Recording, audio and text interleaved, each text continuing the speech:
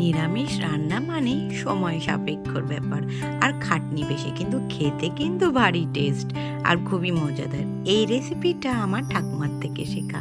তো এই রেসিপিটা কিন্তু ভীষণই মজাদার, নিরামিষ দিনে হোক বা এমনি দিনে হোক তোমরা সবসময় খেতে পারো।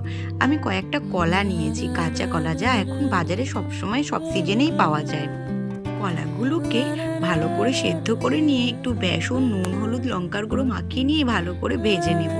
এবার ওই তেলের মধ্যেই সাদা জিরে আর তেজপাতা ফোড়ন দিয়ে গুটি কয়েক আলু কেটে রেখেছিলাম ভেজে নিলাম। ভেজে নিয়ে সাধারণ একদম ঘরোয়া মশলা, সাদা জিরে বাটা, ধনে, লঙ্কার গুঁড়ো দিয়ে কষিয়ে একটু মিট মশলা দিয়েছি টেস্ট করার জন্য, তোমরা এটা নাও দিতে পারো। দিয়ে মশলাটা কষানো হলেই গরম জল দিয়ে দেবে। তারপরে দিয়ে দিলাম, আমি দিয়েছি দেখো এই ভাজা যে কলাগুলো রেখেছিলাম সেইগুলো। নামানোর আগে ঘি, গরম মশলা আর একটু চিনি, নিজে তো নিরামিষ রান্না একটু মিষ্টি দিলে স্বাদ বেশি হয়, দিয়ে নামিয়ে নিলে রেসিপিটা কমপ্লিট। গরম গরম ভাতের সাথে ঝটফট নামিয়ে খেয়ে নিলেই কি ভারী মজা।